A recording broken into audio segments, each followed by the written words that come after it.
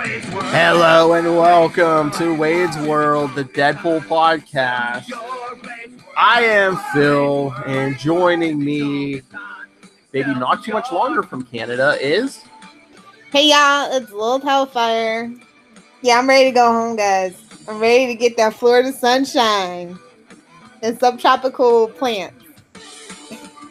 She's ready to see some cleavage. Speaking of which, we're talking Agent X number 3 this week, and... it flows right with what we were just talking about earlier on Comic Capers with Mr. and Mrs. X. With Lots of sexy fun time. You mean when we sat down and talked to Marvel writer Kelly Thompson? Of course. She came back. Well, not that bad. She came back.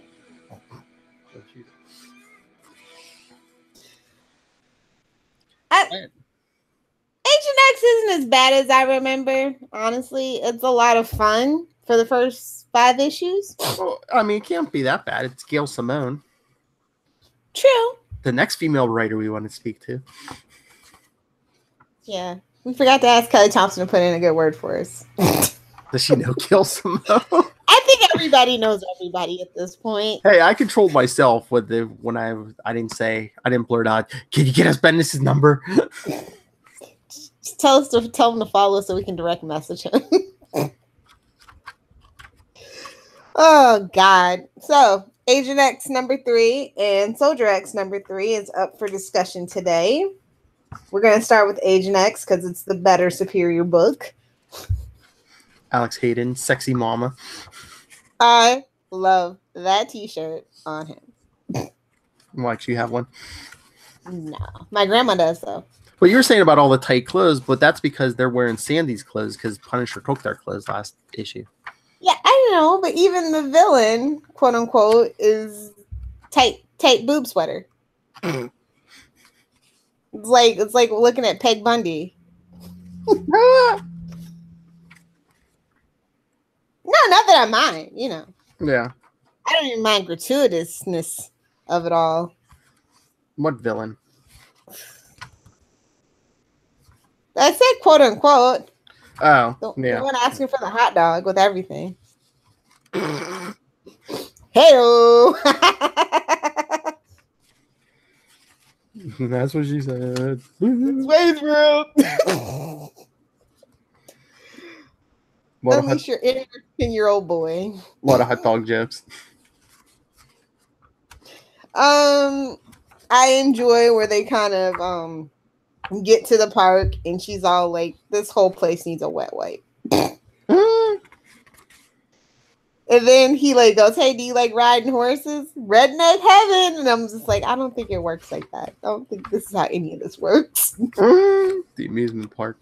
Yeah, the amusement park is the gift that keeps on giving. And then my other favorite part is where the guy shows up and he's like, if you get inside the car, I can make you a happy man. Yeah.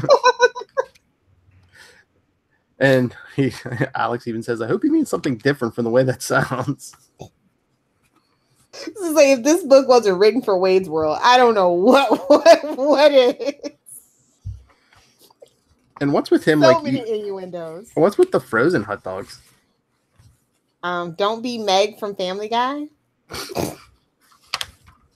Oh, that joke's older than Family Guy. I know. But our audience, I'm assuming, probably doesn't know the older jokes for that one. But you know what they say about assuming? Prove me wrong, though. Prove me wrong, nerds. Yeah. So what did you think of Mary Zero? We shouldn't have hyped her up on a cliffhanger. Just saying. It's all right. Nothing to write home about. Again, I enjoy the interactions of the team and care very little about the quote-unquote villain. And I know we've said about his costume before, but what's up with the goggles, man? The 90s. It wasn't. It was 2002. Pair of aviators. That's still 90s. Pair of aviators would look better, you know. It's still technically the 90s until like the fourth year out of the decade. I'm just saying. I know. I mean, no, like goggles were a thing, man. I mean, matter of fact, yeah, when I was in middle school, Tommy Hilfiger, goggles, and the stupid little beanie Yeah, that was a thing. Oh yeah, wasn't this around the same time Catwoman got the goggles? I'm pretty sure. Within a year or so. Yeah. And I hated those too. Why? I've never been a fan of those goggles at all. I like it on Gotham because she's a young kid and she's just trying to be like steampunk cool street kid. But on an adult, nope. And no to the armpit fan too. I mean, if they had like night vision or something built into them, but it's just there to be cool. The rule of cool, and that's pretty much Agent X, because it's got to have an X in the name because it's cool. It's not a little derivative. Yeah, that's the point, literally. In this case, yes. Then I like the team building, quote unquote stuff. The other stuff could have just the whole jewelry store hold up. Yeah, it's like I'm glad Gail Simone wrote it because had this been a dude, I'd have been like, I don't know what to make of this. What? Robbing jewelry stores and. Well, they were there for protection. It's a job. As Cordelia, it's a job. It's a job. I don't know. And how many? Like I said, I like the story. It was fun. Yeah. But I just feel like we were spinning our wheels on issue 3. Really? Yeah. Well, maybe there's issues we're starting with her in editorial. Oh, true. But you're telling me Outlaw has that body and she's putting away 5 hot dogs at a time? Oh yeah. Do you ever watch hot dog eating contests? It's always the little Japanese guy. I'm just saying. I'm just saying. I know. And what's with the it started in her last couple issues at Deadpool, but what's up with like the old guys and the young girlfriend wives? Because that's how Marvel rolled back then. I'm just saying. Stan Lee don't like to be pretending to be Hugh Hefner for nothing. Don't do that. He'll sue you for $1 billion. Come get it. Fight me, nerd. I need that drop. Come get it. Fight me, nerd. I'll call Stan Lee out. I don't care. Anyway, and Alex Hayden going on Condiment King. Say that slowly.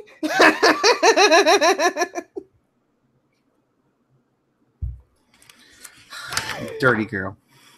True. It's Wade's World. We can get away with it. But speaking of, look, he's going to prison. That's not Supermax.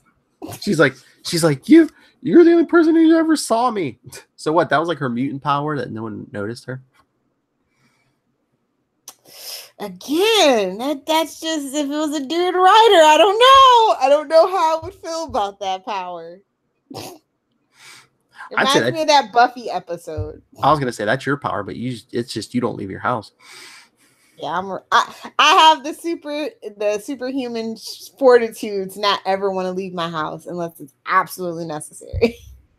I know you've been on a Teen Titans binge because of our review coming up this weekend, but there's an episode where Cyborg and Beast Boy get a hold of Raven's spellbook. Yeah, and they create duplicates of themselves so they could sit around and play video games for like months.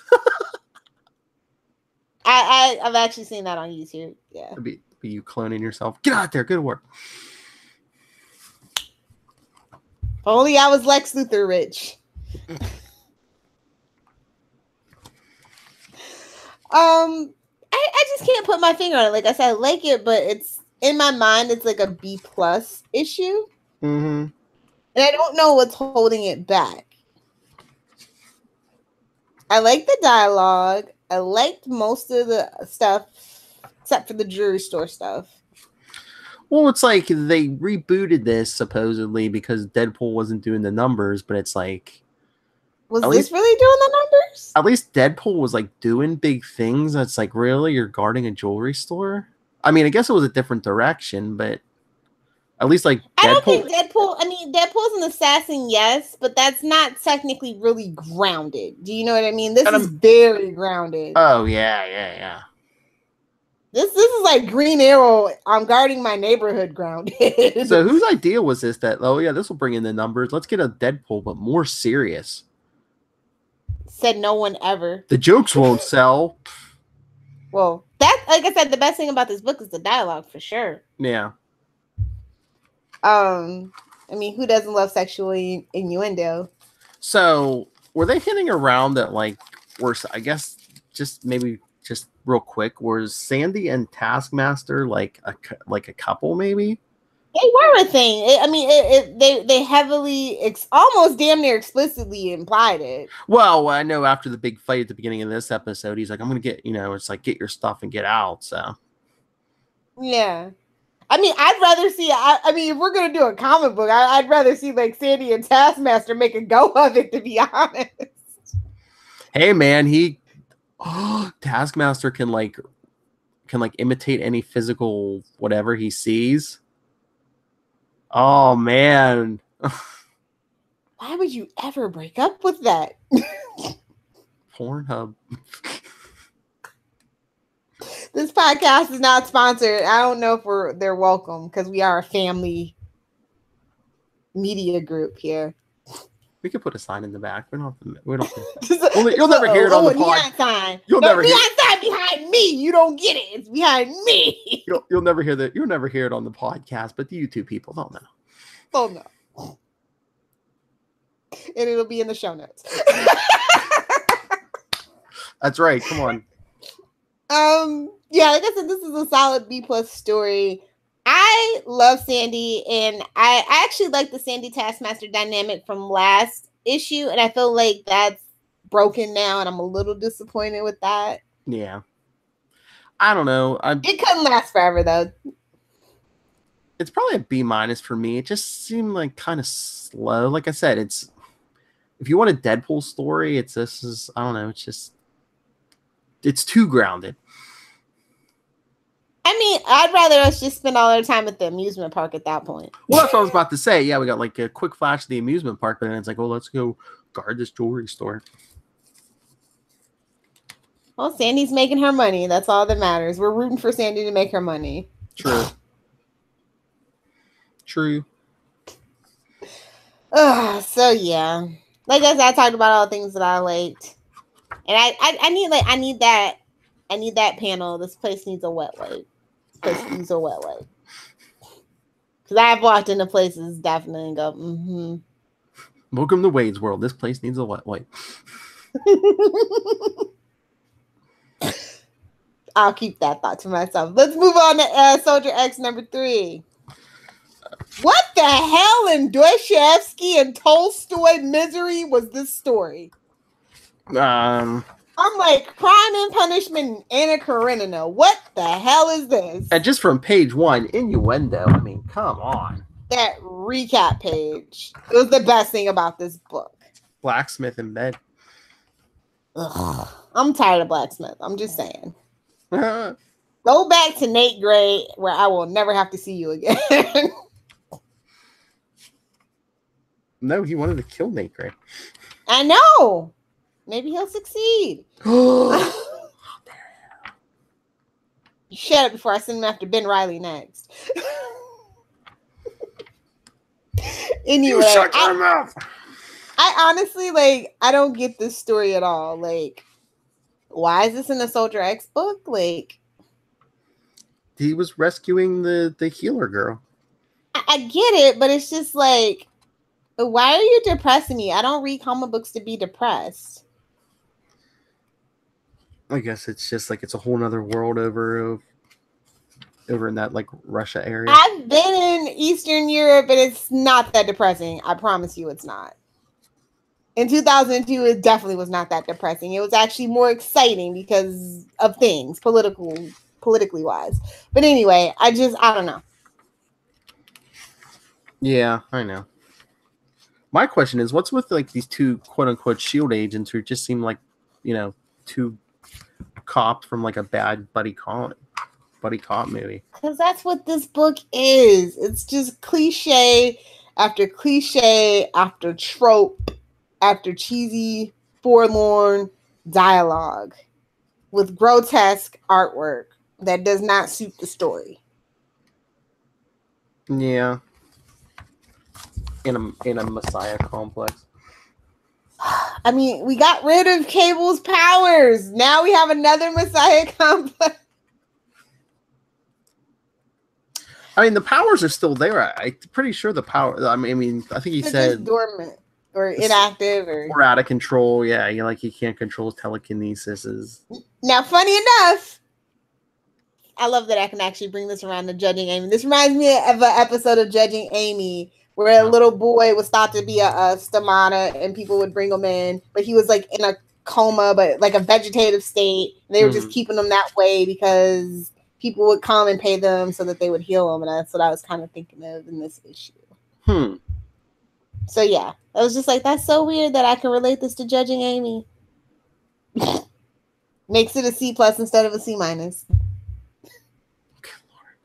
Yeah, I mean, it was just, this book was very weird. Like the last couple issues of the Cable series that came before this were kind of the same way because I think it was the same team, but it was just basically Cable's Soldier of Fortune.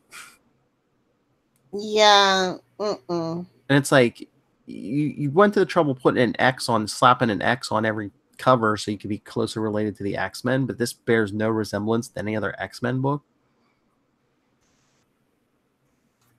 I mean, you talk about something being too, like, we go from techno organic virus to let's save a healer girl in a nondescript. I mean, if they had done it in like a creative way and like with his powers and stuff, but you could almost have inserted. I mean, the story almost seems generic. Like you could almost substituted a lot of heroes. You could have almost put Frank Castle in this story. It would have made a difference. Even. Yeah, it wouldn't have made a difference. Yeah. This artwork it depresses me. Yeah, I like we always say that, but I'm not a fan of this art style. I mean, this art style is fine, just not with the story that they're trying to tell. I feel like there's a disconnect. Yeah, but I mean, I'm not a fan of it, but yeah, for this story, yeah, like you said, between the story and the art, it's just depressing. Because I remember when I first read some of these, I'm just like, ugh, almost like a slog through it. Yeah. I wish I could just pick somebody's brain and go, well, what was this all about then?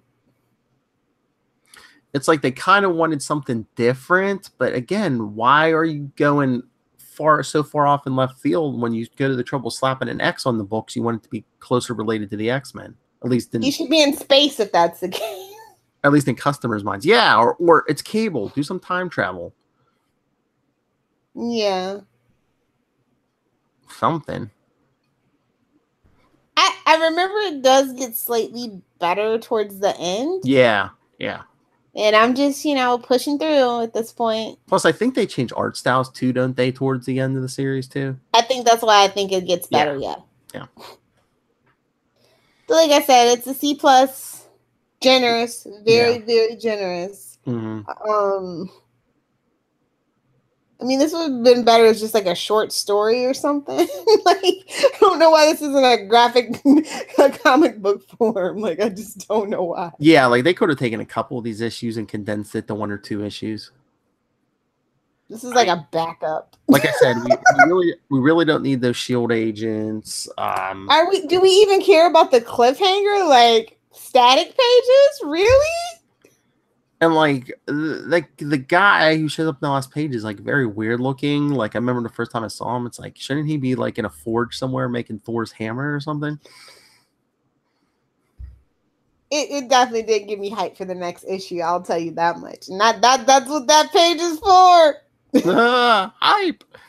I mean, at least Agent X, it's like that little girl, and he gives us the line of, "Hey, you're gonna give me even more trouble with the cops." But yeah, but like even like on a slow issue of Gail Simone, at least you're gonna get the humor, and you're gonna get something out of the story, whether you like certain elements of the story, like the humor, the art. But yeah, Soldier X was just depressing. At least this issue. Yeah.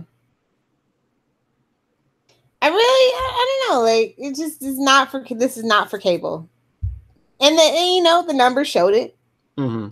and they had to go rethink some stuff. So, could you imagine if this was like got big and this is the cable that we would have? I think they would like some depressed teenagers just clutched onto it. I think it would have been canceled by this point. I don't know. There's depressed people out there. Depressed people need their heroes too. I mean, for me, I think they have Punisher. Exactly. Ugh, let's get out of here.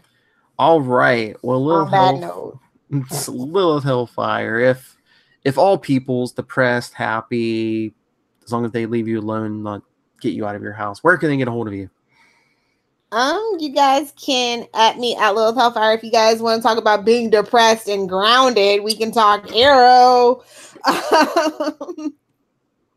For some happy thoughts on Smallville and reflections on Superman, and swearing, of course, at Save Me Podcast on Facebook, Instagram, Twitter, and Pinterest.